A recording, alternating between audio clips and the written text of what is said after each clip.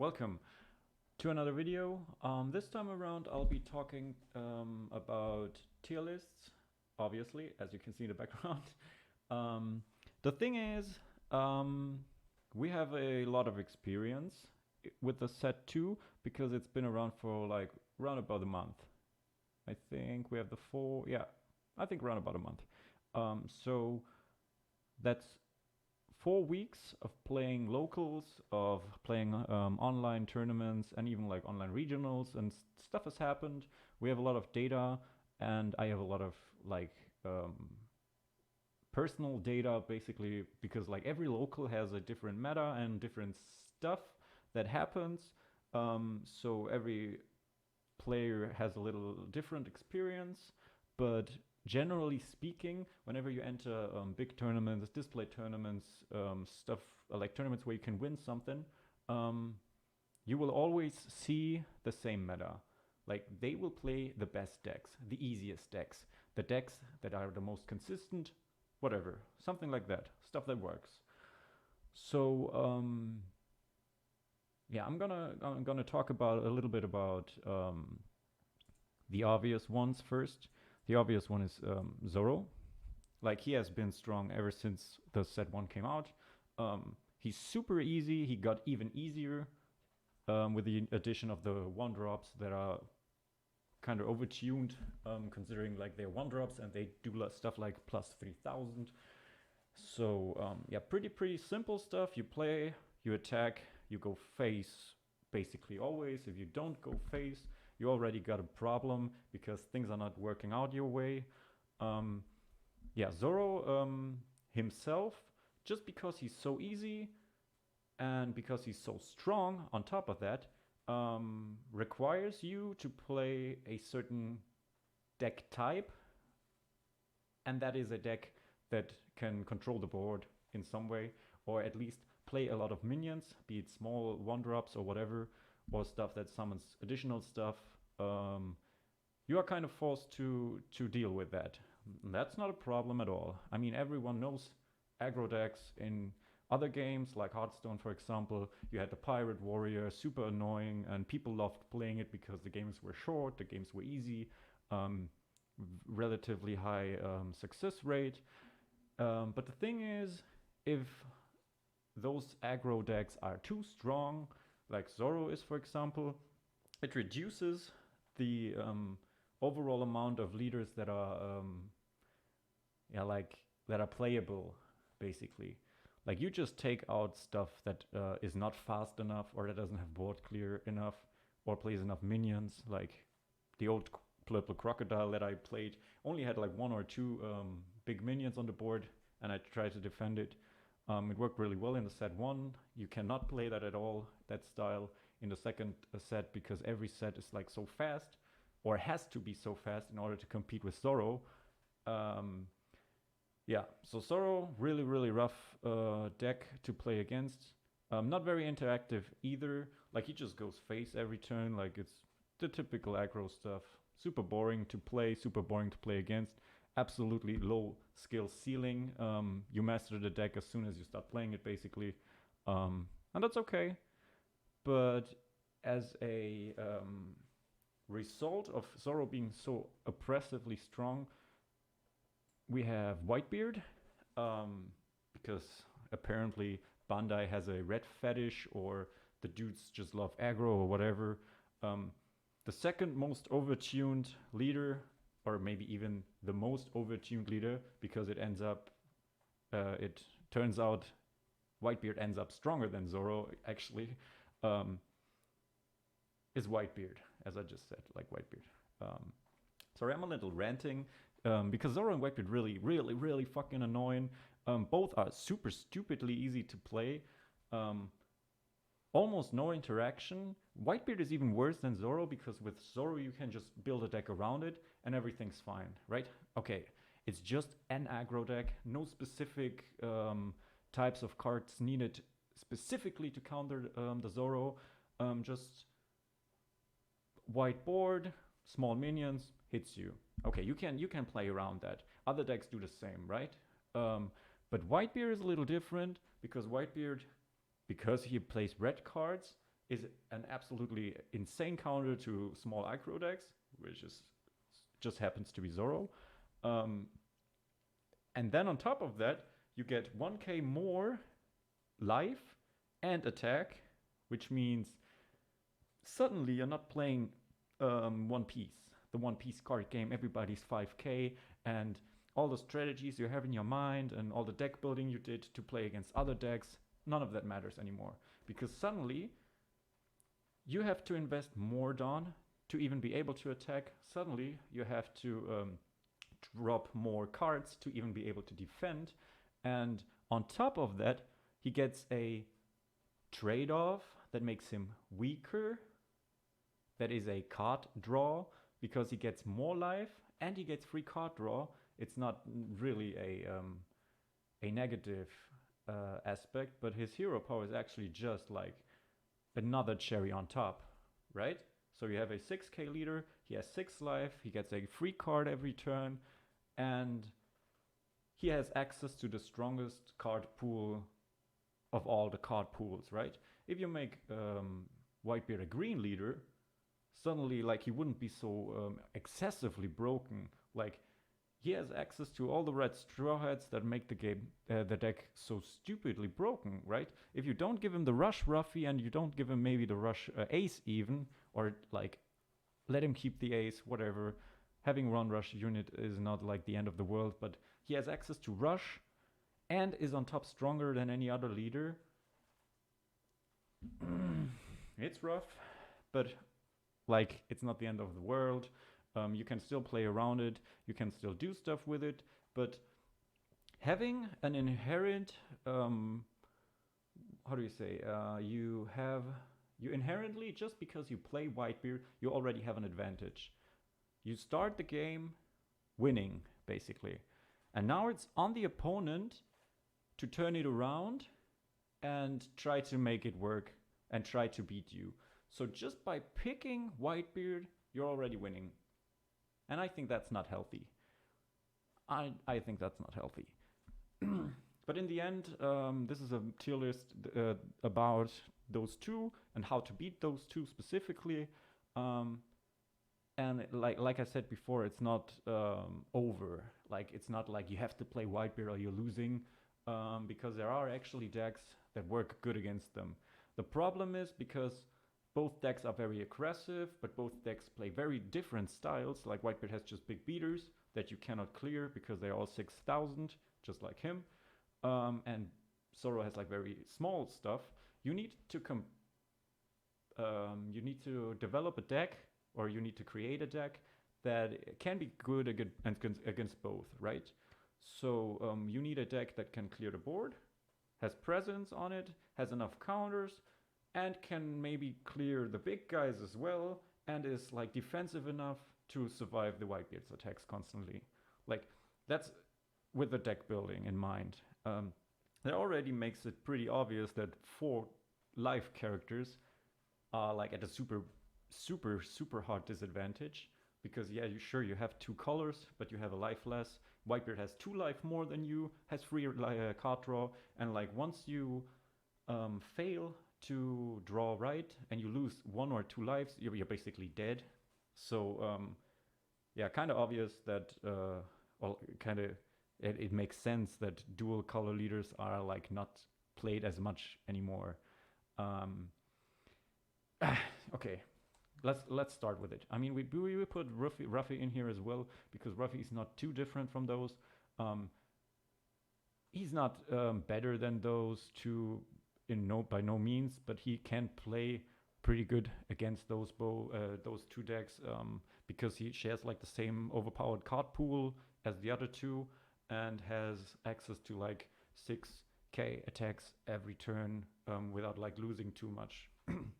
Every other deck, or in theory every deck, has to like invest Dawn into your leader to be able to even trade with Whitebeard, or have him forced to like commit cards or react to you, which means you're always playing off curve, which means you're losing again. So like his hero, whatever, his 6,000 lives is hard. Good. So we have Kinemon. I mean, Kinemon. We might put Kinemon in here as well because people play him a lot. So if you want to be competitive or have a good deck that works good, you also have to play against Kinemon. Even though I personally think Kinemon is not really strong. Kinemon ends up losing a lot against Whitebeard. Kinemon ends up losing a lot against Zoro. I don't think Kinemon has even won like anything at all big in terms of like big tournaments, but that's just a possibility. I'm not entirely sure on that. It's just my personal experience. Kinemon just falls flat. The reason why people play Kinemon instead of Kid in the first place is just because he's a little faster. The deck building is obviously vastly different because he plays Wano cards, but yeah, he can cheat out stuff and fill the board with stuff that is stronger than it should be at the given turn because like 3 mana 4 cost Yamato with 6,000 is like a pretty strong move, a pretty strong turn, and you can start like clearing the board and you have like pretty strong board presence. But other than that, he still ends up flat most of the time.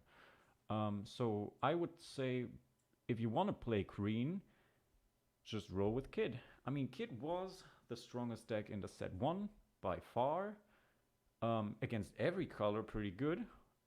So why not? Why does nobody play Kid anymore? No idea, man. I mean, sure, there were a lot of counters introduced to the 8-cost Kid.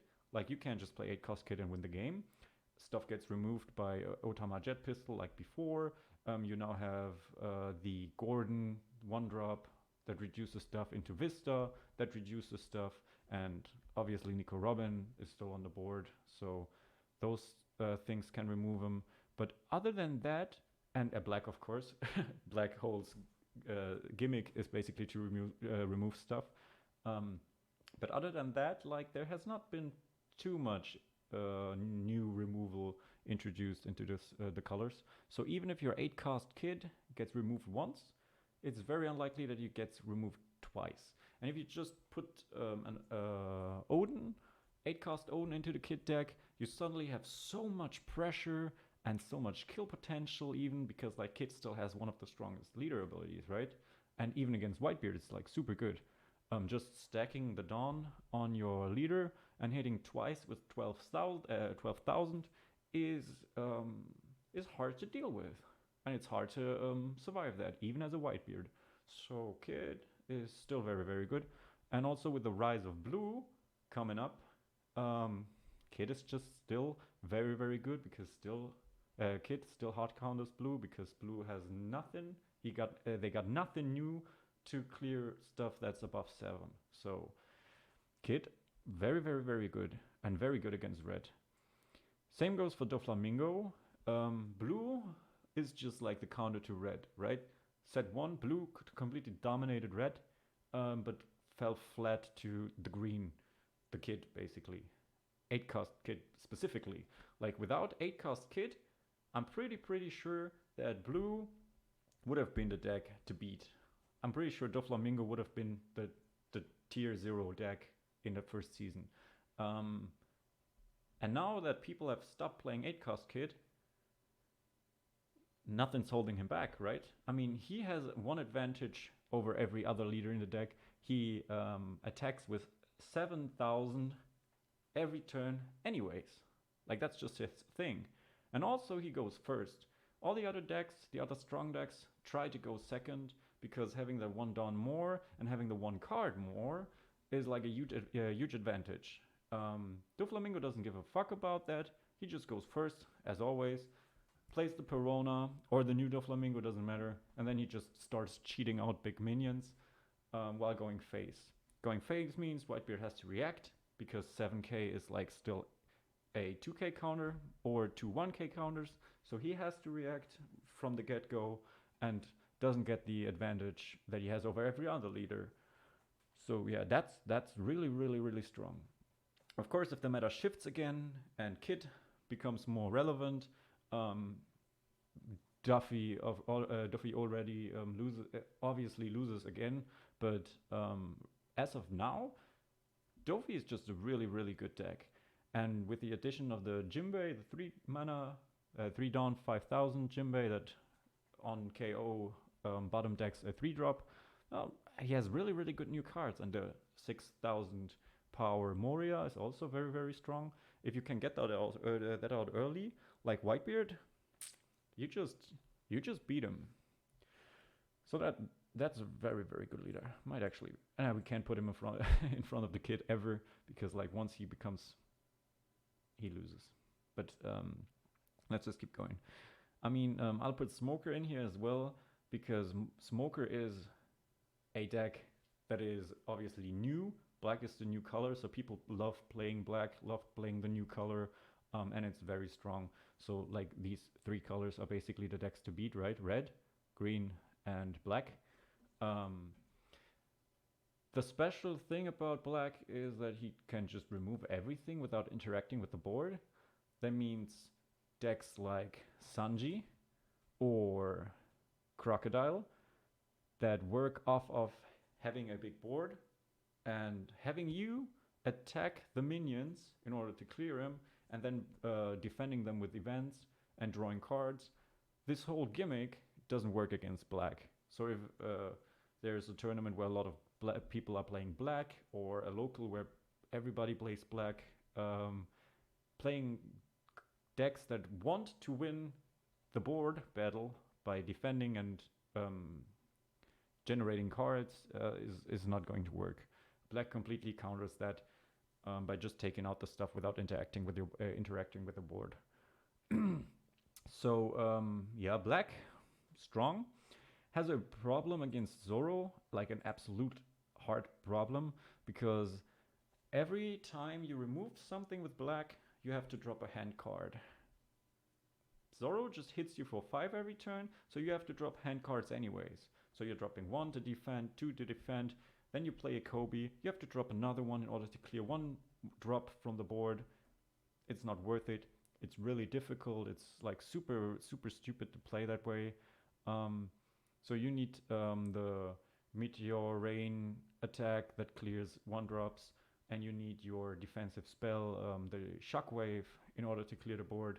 But without those cards, if you're not drawing them well, you just like end up losing to the aggro. On the other side, against Whitebeard, black is really good, because black can just remove the 4 and 5 cost Luffy's and whatever these other dudes from the Whitebeard's pirates are, all those 5, 6, and 7k units. You can just remove them without having to interact with the board. That means you can go to 6, hit him, he drops a card, then you play Sakasuki, remove it anyway, so you lost the card and lost the minion on the board, and you have to play around that a little bit. And it's very good because Smoker doesn't have to like change the deck up like too much in order to counter Whitebeard or whatever, because his deck is just the way you play Smoker just inherently is very good against Whitebeard. And it can be good against Zoro as well if you manage to draw your spells early, because they are all 1 drops. You always get that 1k power boost, and you always hit with 7. So yeah, it can work, and it did work. It won some whatever regionals here in Germany, but it's a little more difficult it's difficult to have like your hand size optimal, and knowing when to drop counters, when to take the life, and when not to take the life, and when to use the KO effects from your minions, and when not to use the KO effects. Like it requires a little training, a little knowledge of the game and what you want to do against specific matchups. But like if you play a lot of Smoker, it's just a very good deck. And same goes for Akainu. Akainu is very good. It has a completely different deck building, but because of the way it builds, it's very good against Zoro, and still good against Whitebeard, and like generally just a very good deck. It's just not better than like the other black decks. And then we have Magellan. Magellan, due to his hero power, making him a 6k attacker, basically, He's just like a natural counter or a natural good matchup against Whitebeard. On top of it, he has access to King, which is like a key win condition in playing against Red because like it's a 6 cost. You get 1k on your leader, and it removes a 4-drop, which is basically one of the vanillas that Whitebeard plays. So like very very good card. Without King, I would probably say the deck is not worth playing, but with King, it's absolutely good.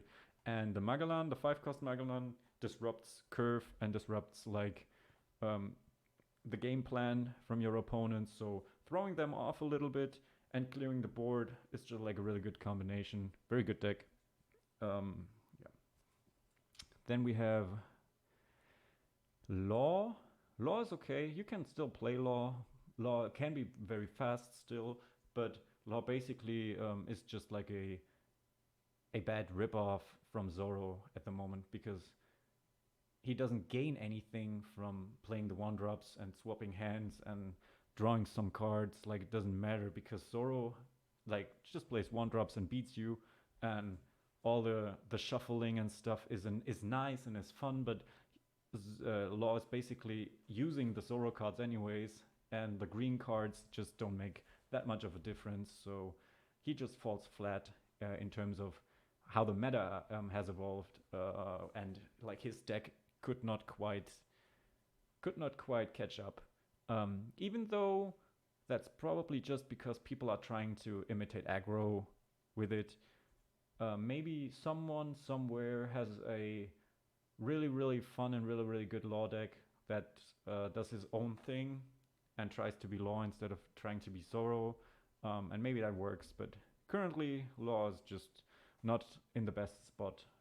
We have Ivankov. Ivankov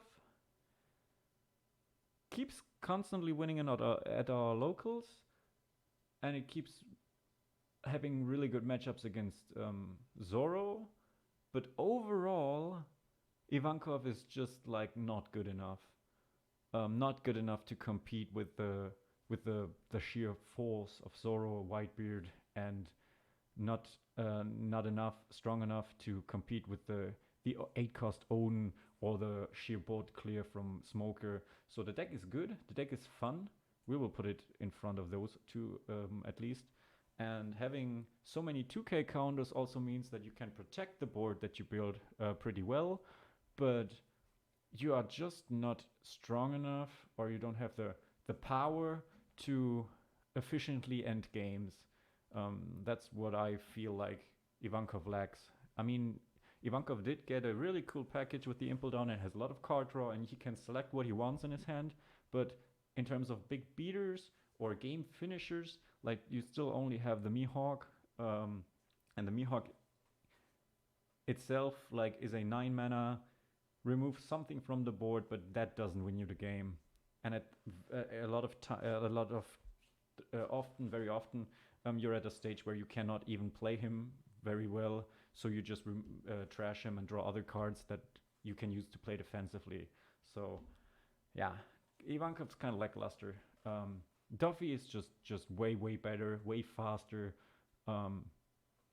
No reason to ever play Ivankov over Duffy, honestly. Then we have Z. Z's like the newcomer. People love that deck. I have actually never lost against one. I have actually only like played against 5 in person, and it never works out. I mean, I understand the reasoning behind it, and once you play the 10 cost Aokiji, Kuzan, whatever, your game begins basically. But since the meta is so freaking fast, and especially Zoro and Whitebeard, they beat you before you hit 10, right? I mean, yeah, you have a lot of defensive stuff like Queen, but using those effects puts you one behind, which means it takes you a turn longer to hit 10, which is not necessarily what you want to do. Sure, you have like the, what is she called? The Dino Girl ulti. You have ulti and you try to ramp up a little early, but generally it's like just too slow. He's like just another victim of the way too fast red meta. in my opinion. But on the other hand, a lot of 2K counters, access to king, access to Sakatsuki, removing 4 cost, removing 5 cost. Like, if you're not playing against Zoro, you can basically have a really, really good game playing Z. Yeah, that's that. Sanji is actually really strong as well. Sanji is actually really strong as well because he's very, very Dawn efficient. The problem with Sanji is he is, like I said before, one of those leaders that wants you to interact with this board. That means if you play 5 cost 7Ks or 6 cost 8Ks and they get removed by Smoker or whatever, and you're stuck with a handful of spells, then you're dead. You're not doing anything. And they hit you with 5 and you need to drop your Onigiri. You just blocked a 1K, a 5K attack with 11K, and that just sucks and it hurts you, and yeah, like that really is a difficult position for Sanji to be in.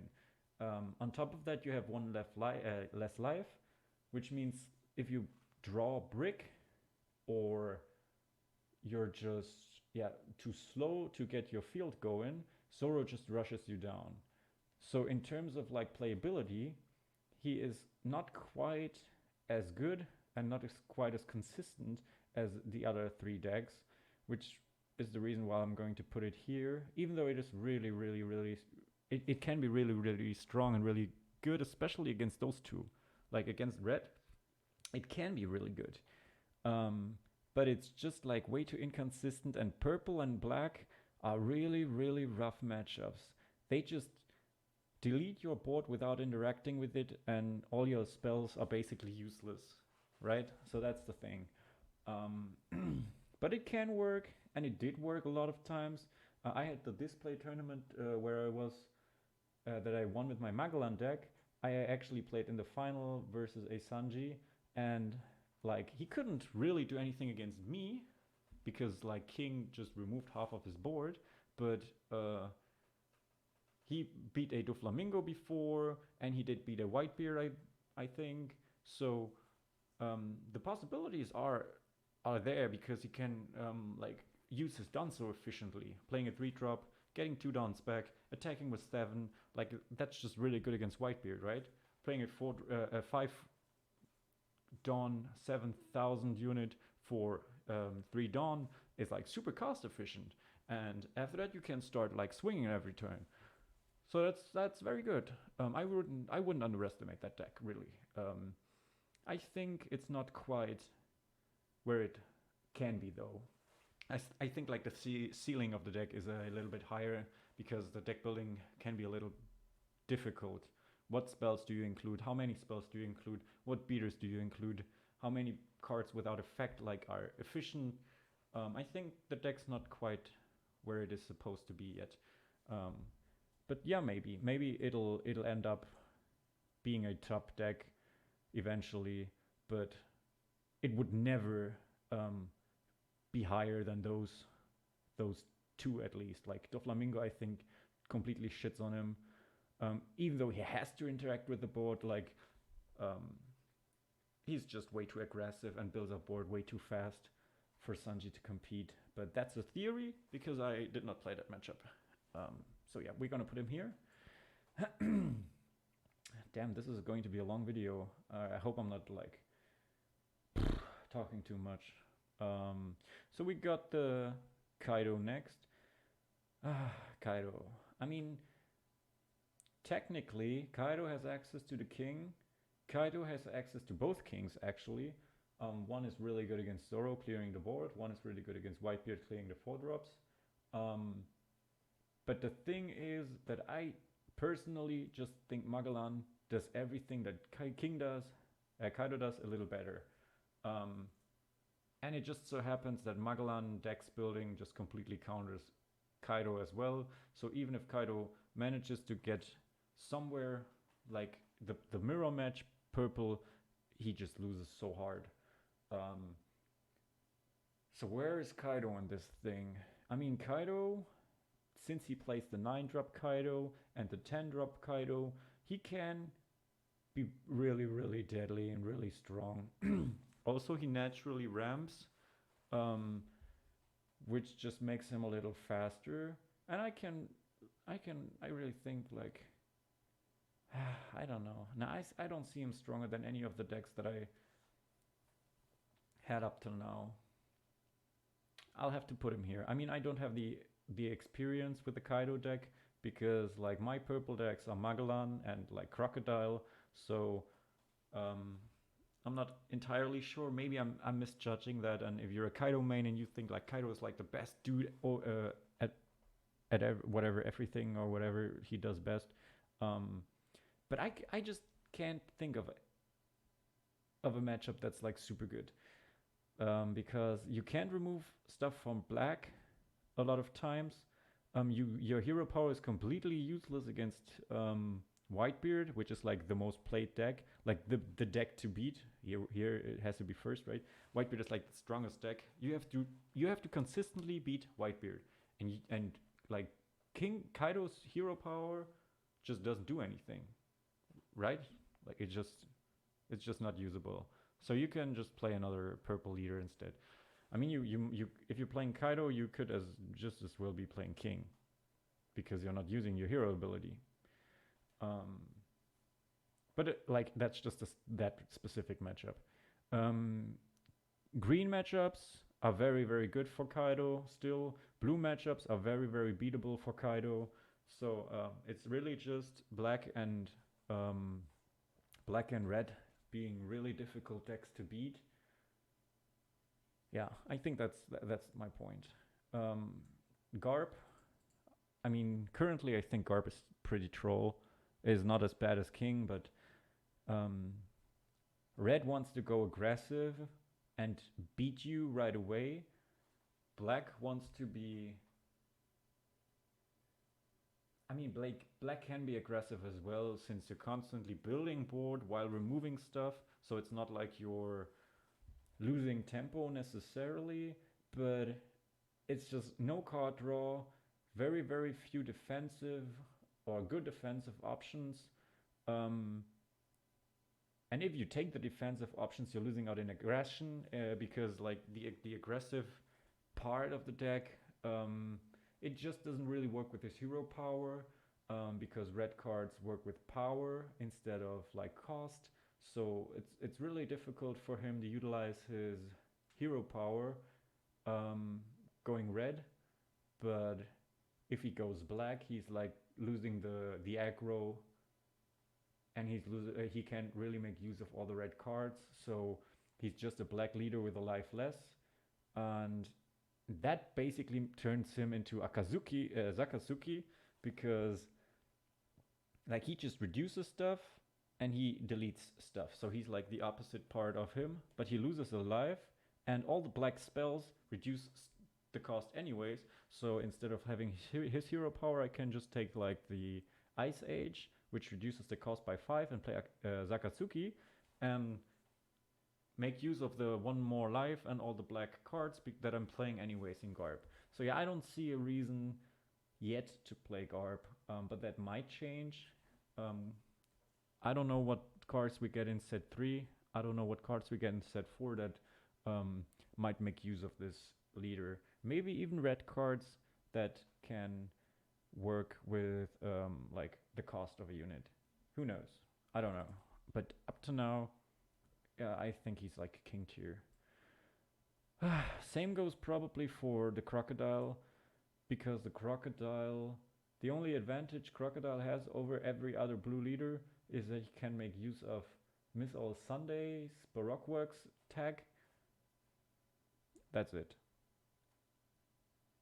And a -4 Dawn, remove a 5-drop or whatever his ability is completely useless against this meta as well. Sure, you could like remove one beater from Whitebeard, but I mean, yeah, that can work once. You could remove a blocker from any deck basically, because all the good blockers are 5 costs or less. or 7k, but you can't clear that anyways. So I mean, maybe it's good. I mean, maybe it's playable. Let's just put it. It can work. I have no experience with that one. Same goes to this one. No experience with that one. Luffy is really good. A friend of mine plays a very strong movie Luffy deck because you have red and green movie cards, and it can just work really well. But you have the 4 life again, and if you're drawing poorly and you don't get the Nami on the board, you just get like run over. If you manage to manifest him, though, if you can get your board state the way you want it to, you can have almost unlimited card draw, very efficient and very hard hitting attacks every turn, multiple hits, multiple clear attempts. I don't know, like it's just really strong. It's just how reliable is it actually? Because against me and when we were playing, it worked really well. But every official tournament or bigger tournament or local event where he went, he got demolished. So the question is, did he just have a bad day? Was it just bad draw? What was the problem? I can't point that out yet, but yeah, I think it has potential, and it has potential. And if it gets going, it's so strong. So let's just put it here. It's like Z probably, because if it gets going, it's just very strong. I think Z might actually be better than Ivankov, actually. Let's put it like that. Let's put it like that. I don't, something like that. It doesn't matter.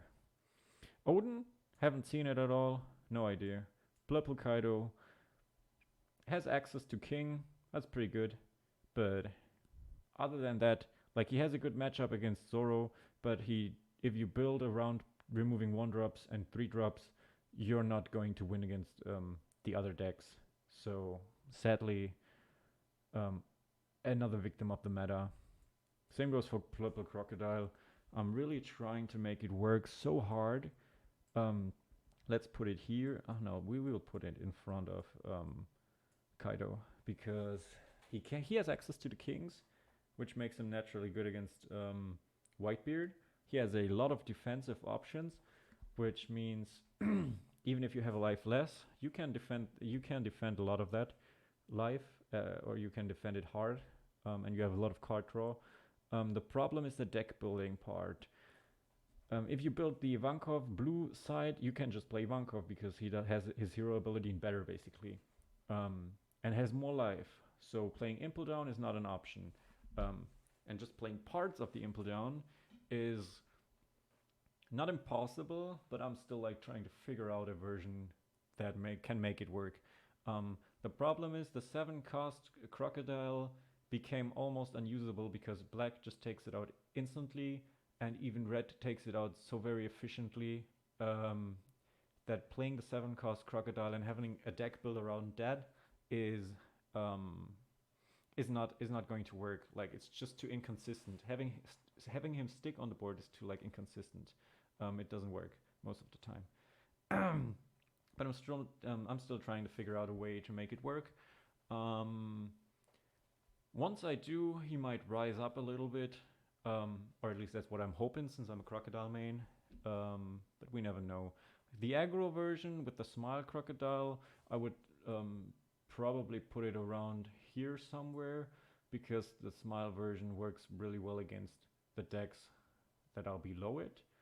And it works really well against Smoker, because Smoker yet again doesn't want to remove 2-drops or 3-drops with his Kobe if it doesn't have to be, because he loses out on so much hand value. And it's very good against Zoro because you just fill the board just as fast as him or even faster, and you can easily clear his minions while he needs to invest to clear yours then. So that's a very good advantage. But then again, like Purple Crocodile with the Smile, Giga super hard loses to Whitebeard, Magellan, Dofi, and Kid. So yeah, it's okay if you don't want to win, if you don't want to go first, if you don't want to win the whole thing. If you just want to get a good standing, you can play Smile Crocodile, but you will have a really hard time consistently beating like the really, really strong decks. Yeah, I think that's that. And other than that, I'm still like trying to figure out how to play, how to efficiently play him. Then we have Uta. No idea where she stands. No one ever plays her. Probably trash. Probably trash tier. I don't know. Yeah, I think that's that. So the thing is, as we can see, I think there should be a bigger focus on Kid. People should just use the good Wano cards and put it into a Kid deck. And I want to see the results of that. I want to see the meta changing a little bit to like put the aggression back on to those leaders that can beat Whitebeard. And if people stop playing Whitebeard and people stop playing Zoro, it's never going to happen. It's never going to happen. People will always play those decks because they are so easy. They're stupidly easy. And in terms of easy, like Doflamingo isn't that hard either, right? Like you literally just play one drop, then you see your whole deck. You're never like surprised, oh, I didn't draw the card that I wanted to draw. Like the only thing that can happen with Doflamingo is you mix things up or you draw a card with an effect or whatever, and you like get confused what cards come in next, right? I mean that happens, but it's like completely on your it's completely your fault basically. It's completely on your own if you can make the deck piloted successfully or not. It's not like random stuff like with Magellan. If you top deck the card, it's a king. Nice, you get it. You have an answer to the Whitebeard and you can beat it. But with Dofi, you always know what's coming next. You always can like plan 5 steps ahead. And other than that, it's literally just hero, 2-don, leader, face, play the minion from the top of the deck. Doesn't even matter what it is. You get board presence. You already win the trade basically. It's always successful as long as you summon something with it. Like if you don't summon anything with it, you basically just hit for 7, wasted a dawn. That hurts obviously, but like I said, it's basically all in your hands. So yeah, very, very consistent, very, very efficient deck. And like I said, Kid, just threatening 2 attacks, or if you have an Odin on board, even 4 attacks that go 8k or whatever, is just really, really, really, really good and really efficient as a really good leader. Yeah, okay, so that's that. I want to point out this tier list is just like my personal opinion, right? It's not like this is God has given me the message and this is what is right and this is what is going to happen. It's just what I think the meta looks like, what I think the deck's position is, and it's just like a little reminder basically on why some decks were strong, some decks are strong, and maybe you or maybe I or maybe we together can figure out how to get rid of the Whitebeard problem, because apparently it just keeps he just keeps being relevant in the set 3 as well. I mean, he has just gotten a ban with the Moby Dick. Maybe that's enough to take him out a little bit, but I would really like to get rid of the red threat. I don't know. Not a big fan of aggro, not a big fan of the impact that Whitebeard has on the board, how he forces me to play his game and beat him at it. Like, I'm just not a big fan of it. So yeah, if anyone has different opinions or would rank stuff differently, just let me know. I would try out whatever you think is good, and I'll try to like change my mind. I'll try to let you change my mind. I'm open for it totally. Yeah, very excited to see what you got. Okay, so that's 40 minutes talking.